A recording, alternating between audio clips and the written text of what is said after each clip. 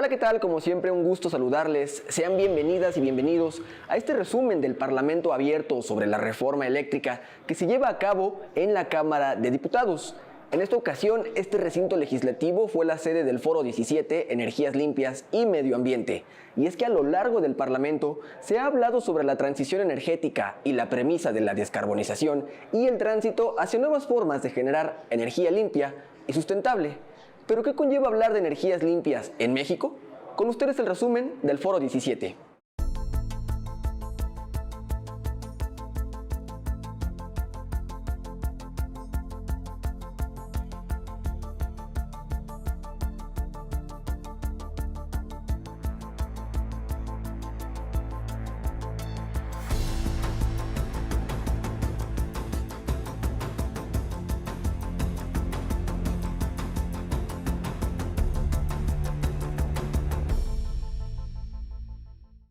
A estas alturas, ya no hay duda de que el planeta se está calentando y la causa de este calentamiento está en la actividad humana, en particular en la acumulación de gases de efecto invernadero en la atmósfera durante más de 2 siglos de actividad industrial. Tampoco quedan dudas de que el incremento en la temperatura media de la Tierra está modificando el clima y aumentando los riesgos asociados a sequías más profundas y prolongadas en algunas regiones, inundaciones en otras y en general una exposición mayor de las sociedades a los elementos. Se dice correctamente que el problema tiene una raíz diferenciada. Las grandes potencias industriales han contribuido desproporcionadamente al calentamiento global. Por eso el Acuerdo de París, firmado por México, establece que la responsabilidad para mitigar las emisiones debe ser compartida y diferenciada. El hecho de que México contribuya actualmente con más del 1% de las emisiones puede compararse con naciones como los Estados Unidos y China, que juntan un poco más de la mitad de las emisiones mundiales, y hace que algunas personas tomen una postura cómoda y a veces cínica. Pero también podemos compararnos con decenas de naciones que contribuyen con una fracción de las emisiones de nuestro país y entonces sentir el aguijoneo de la responsabilidad. Y así como las causas del calentamiento global son desiguales, sus consecuencias también lo serán. Los pobres de la Tierra son más vulnerables y afectados por el calentamiento global, y eso no es distinto en nuestro México. Las consecuencias también serán desiguales en el tiempo. Si no hacemos lo suficiente, los infortunios más grandes los enfrentará mi sobrina Sara, las hijas e hijos de quienes estamos en este recinto, las próximas generaciones. El primer problema que presenta en materia ambiental es que la propuesta no está hecha con una visión de futuro, sino mirando al pasado. Se insiste en la nacionalización de 1960, pero estamos en 2022 con una emergencia climática que no se va a ir a ningún lado. De acuerdo con las estimaciones de un grupo de investigadores del Laboratorio Nacional de Energías Renovables de los Estados Unidos, que usaron principalmente los datos del PRODECEN, cambiar el despacho de mérito económico por uno que favorezca a las plantas de la CFE podría incrementar entre un 26.1% y un 65.2% las emisiones de dióxido de carbono anuales. La propuesta de reforma carece también de una visión de Estado, porque se centra en la CFE y la CFE no es el Estado mexicano. Al eliminar el despacho por mérito económico y los contratos que surgieron de las subastas de largo plazo para otorgarle el control del sector a la CFE, los costos de la generación eléctrica se van a incrementar. Permítanme asumir que todas y todos aquí estamos convencidos de que la CFE puede y debe ser una empresa exitosa, pero también que compartimos el valor que hay en proteger al medio ambiente y darle un mejor futuro a las mexicanas más pequeñas y a los mexicanos que todavía no nacen. Pueden estar seguros, apreciables legisladores, de que esta reforma no le ayuda a nuestra empresa eléctrica y ensombrece el futuro para las próximas generaciones.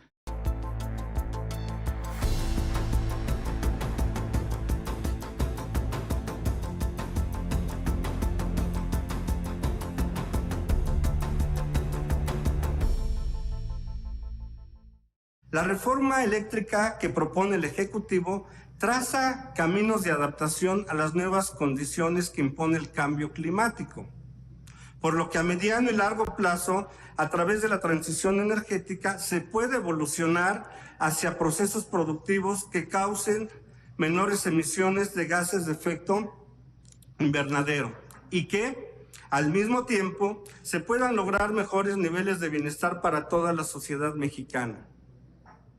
La reforma es una respuesta realista e impostergable a un contexto adverso, donde las desigualdades no solo se presentan en términos de ingresos, sino también en términos energéticos. En pleno siglo XXI, cientos de miles de mexicanos que habitan en diversas zonas marginales del país carecen del servicio eléctrico. Esto agudiza su situación. ¿Me pueden pasar la siguiente diapositiva? La siguiente, por favor. En esa diapositiva, con la información de la CEPAL, podemos observar para el año 2018 cómo el servicio eléctrico llegaba al 98.75% de la población. Es decir, había 1.25 de mexicanos, que más o menos equivale a 1.600.000, que no tenían acceso a la electricidad. Con todo y la reforma de 2013, Eso debería de ser una preocupación. Es una vergüenza que todavía haya esa cantidad de mexicanos que no tengan acceso al servicio eléctrico.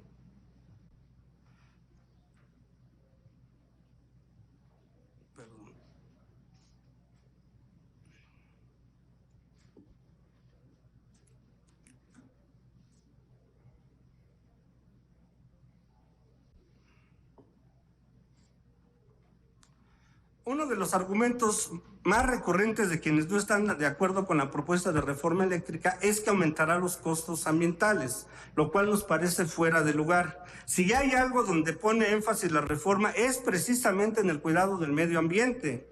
En este sentido, para contribuir en la lucha contra el cambio climático, el gobierno mexicano elevará por primera vez a rango constitucional la transición energética. Deja de estar, en 2015 hubo una ley en torno a la transición energética, estaba a nivel reglamentario. Ahora lo que se propone es que se eleve a rango constitucional. Y tendrá como objetivos regular el aprovechamiento sustentable de la energía, establecer las obligaciones en materia de energías limpias y reducir la emisión de las emisiones contaminantes. La transición energética en el contexto del cambio climático es de vital importancia para aminorar las adversidades ambientales. En la reforma eléctrica se propone una adición al artículo 27 constitucional. El Estado mexicano queda a cargo de la transición energética, lo cual es fundamental. Creo, y los países que han sido exitosos y que han disminuido de manera considerable la contaminación, pues básicamente quien encabeza los trabajos es el Estado, a través de su rectoría. Creo que eso se debe de retomar y es uno de los espíritus de la reforma.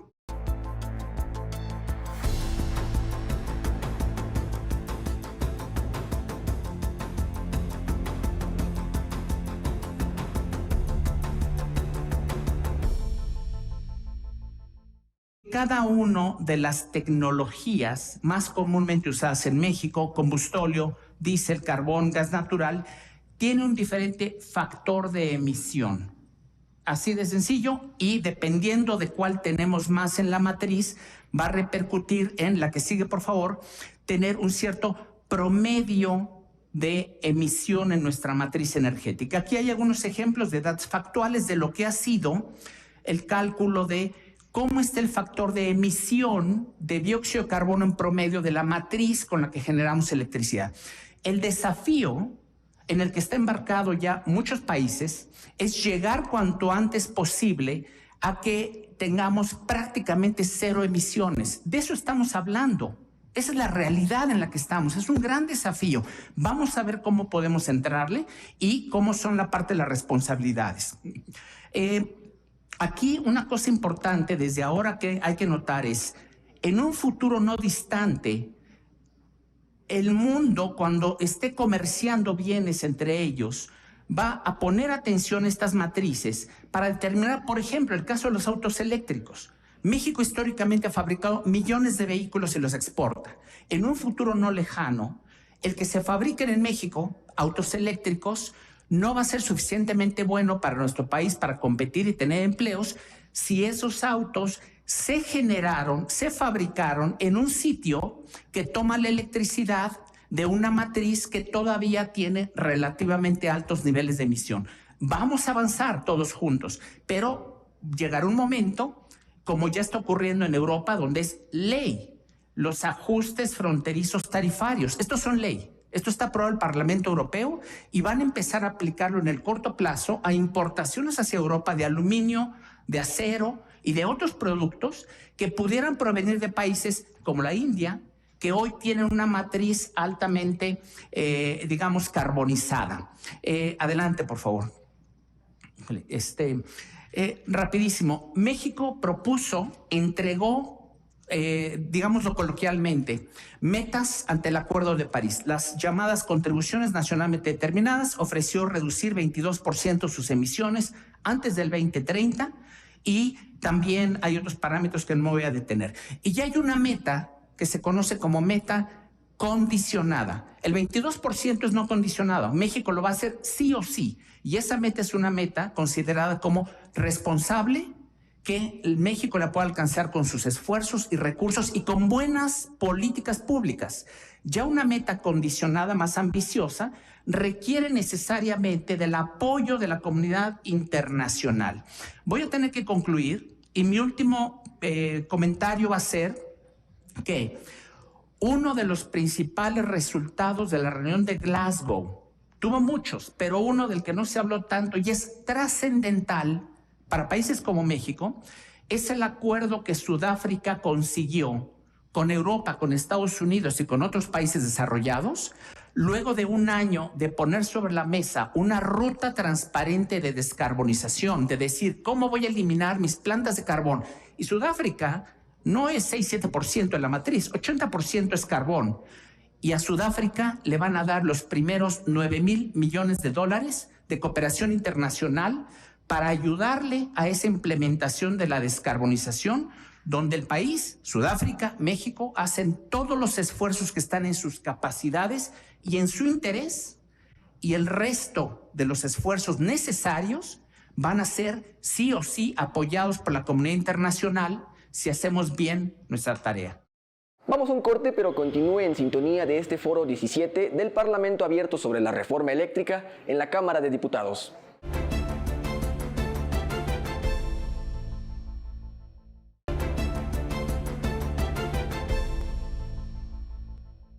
Estamos de regreso y continuamos con el debate de la reforma eléctrica que se discute en la Cámara de Diputados.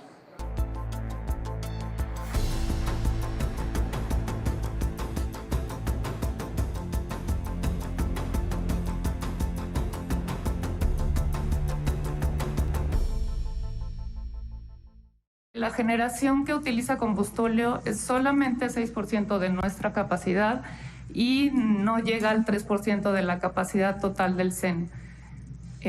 Sí es muy dañino el combustóleo, lo sabemos, pero también creemos que tenemos que tener una capacidad de reserva justo para emergencias, no estar usando combustóleo porque sí, sino cuando no hay gas o cuando realmente está muy estresado el sistema, como en los veranos, ¿no? Y además, sumando a la capacidad que ya tenemos de energía limpia, se podría incluir próximamente la cogeneración eficiente de Salamanca, que está en proceso de certificación. La siguiente, por favor. Acá es un poco cómo llegamos a este mix desde 2013, cuando fue la reforma constitucional pasada. Y la anterior, por favor. O sea, aquí se puede ver cómo el gas natural ha desplazado los ciclos combinados han desplazado a las termos convencionales. Los ciclos son mucho más eficientes y usan un combustible mucho más amigable con el medio ambiente. Nuestra capacidad de termos convencionales ha bajado en 1.875 megawatts. Entonces, pues sí está en el interés de la CFE de reducir este tipo de tecnología. La siguiente, por favor. Acá esto es ya más pensando en generación, no tanto en la capacidad, y se puede ver lo mismo, ¿no? O sea, en carboeléctricas tuvimos una reducción en estos años de 85%. Eólica, pues por degradación de nuestra central, que fue pionera en el país, la eólica, pues cayó 56%, y las termos 49%. Y ahí también podemos ver que a pesar de que la CFE redujo su generación en 21%, la generación con hidroeléctricas se incrementó en 27%, es decir, estamos creciendo nuestra participación de energías limpias, creció en 11 puntos, y sobre todo ha sido por una optimización en el aprovechamiento de los embalses de las hidros. Se siguen usando para regulación, pero pues ya se está optimizando el uso, utilizando también otras centrales para regular. Ahí se ve cómo creció la participación de hidros de 16 a 26, y también se puede ver la sustitución de ciclos combinados que están desplazando a las termos y a las carbos. La siguiente, por favor. Bueno, acá está un poco cómo han evolucionado las emisiones de CO2 de la CFE por tipo de tecnología, y este cambio hacia el uso del gas natural pues nos ha permitido que se hayan podido reducir las emisiones en algunos momentos, a pesar de que haya crecido la generación o que la reducción haya sido mayor a la reducción de la generación por este cambio en el mix. La siguiente, por favor. Y esto es ya emisiones a nivel nacional. Sí son crecientes, sí es preocupante, pero se puede ver pues que el consumo de energía eléctrica está creciendo en una tasa muchísimo más alta que la de las emisiones.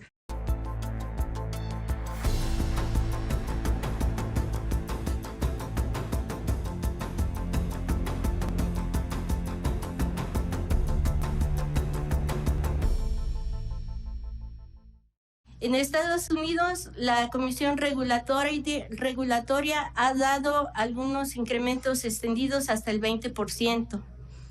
En Suiza se ha incrementado la capacidad hasta el 13.4% de instalaciones en servicio. En España ha aumentado 11% y tienen unos reactores nuevos que tienen una capacidad que ya está programada para aumentarse 13% más. Finlandia también está participando en este tipo de proyectos y está con una planta original que tenía 1.700 y ahorita la está aumentando 29%. La que sigue, por favor. Bien. Aquí podemos ver cómo se ha incrementado desde sus inicios en servicio y una parte difícil que ha tenido este año en el 2020 México, pero su producción de energía eléctrica anual creo que es bastante buena. La que sigue, por favor. Sin embargo, aquí nos podemos ver cómo estamos produciendo energía eléctrica a comparación de otros países, ¿no? Si ven, México es el país más bajo que está ahorita en este momento, con 2 reactores únicamente. La que sigue, por favor. Bien, en resumen, la energía nuclear es una energía que se está innovando constantemente, que es limpia, sustentable. Tenemos claro cuándo y cómo empiezan los ciclos de operación de cada central y cuándo requieren su cambio de combustible. Es controlada no solamente por organismos mexicanos, sino también internacionales. Es rentable, tiene uno de los precios unitarios más rentables de este año, del año pasado, y es continua y eficiente. Esto nos garantiza que si bien las energías eólica y solar son una buena opción, esta también es una muy buena opción que nos daría una energía más continua, más segura y sobre todo que permitiría tener una cultura importante para nuestras nuevas generaciones. Tenemos que ir a par con el mundo está tratando de mejorar y los efectos climáticos, como lo hemos comentado, se han visto. La que sigue, por favor. Bien, aquí algunas palabras de gente, de personas que están en esta parte. Dice, la energía nuclear es esencial para la transición energética con bajas emisiones de carbón y formará parte del futuro panorama energético de la Unión Europea durante muchas décadas. La energía nuclear cumple con creces los criterios de sostenibilidad de otras opciones energéticas ya incluidas en la taxonomía de la Unión Europea. La emisión de gases de efecto invernadero y los impactos ambientales de la energía nuclear son tan bajos o incluso más bajos que los de las fuentes de energía renovable. México tiene la capacidad para construir, operar y mantener de manera segura los reactores nucleares. La que sigue, por favor. Bueno, con esto finalizo. Este es un listado de los reactores en construcción. Como les comentaba, son más de 30, perdón, y espero que pues sea un buen foro para poder voltear hacia una energía más renovable.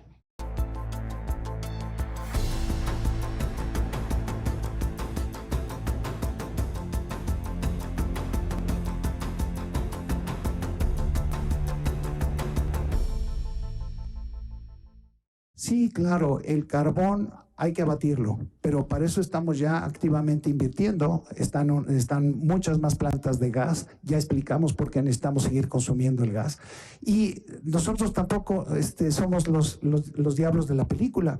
Los alemanes todavía tienen casi 1/3 de producción con carbón y los americanos con 24%. Entonces, evidentemente, los de la CFE también son mexicanos y también están igual de preocupados por el carbón y por el cáncer y por todo ese asunto, ¿no? Entonces, me parece absurdo pensar que ese es el argumento, porque yo le preguntaría a los que defienden el status quo, ¿qué haremos en el caso de que los privados van a establecer la política pública, van a determinar qué es bueno o van a nada más tener, como deben tenerlo, su objetivo que es profit, ¿no? Utilidad. Entonces, yo creo que es importante entender el balance y la perspectiva no confrontacional que propone esta reforma. Es un ordenamiento. Adelante, por favor. Por último, evidentemente, aquí sí quisiera hacer un ajuste al doctor biólogo, respetado de Imperial College. 170 usted usó de número y es 120 de la energía eléctrica y 50 de la industria. Entonces, realmente no somos tan productores, tan ensuciadores con carbono al generar electricidad como lo parecería, ¿no? Porque son 1/3 parte la electricidad, pero el transporte se lleva la tajada de león. Adelante, por favor. Sí. Esto es muy interesante. Yo tuve la oportunidad de participar, me invitaron ellos a ver geotermia en Morelia el 20 de enero. Se celebró con privados. Dragón estaba ahí, que produce en Nayarit. Producen muy poquito.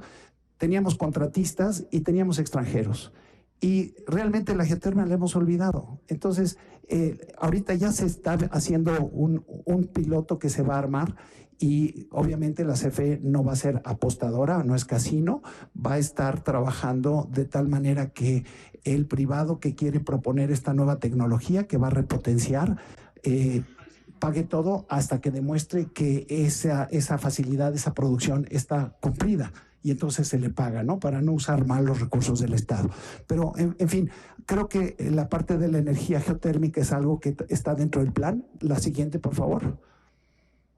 Ya para terminar, pues evidentemente, como ya lo comentó Sandra, sí, la CFE sí tiene un plan claro de ahorita hasta el 2036, en el cual se va a cumplir con la transición energética y tenemos que tomar en cuenta que también se está trabajando en las líneas de transmisión, están metiendo 20,000 kilómetros más de líneas de transmisión, están tomando en cuenta la fotovoltaica casera y están tomando el tema del litio. Por último, hay que recordar que si no ponemos cuidado en que esta reforma nos permita ordenar este sector, el sector eléctrico solo representa el 3% del PIB, pero es el que mueve al otro 97% del PIB de nuestro país. Y así finalizamos este recuento del Foro 17, Energías Limpias y Medio Ambiente. Siga al pendiente de estos resúmenes porque el Parlamento Abierto continuará hasta finales de este mes de febrero en la Cámara de Diputados. Muchas gracias por acompañarnos, nos vemos hasta la próxima.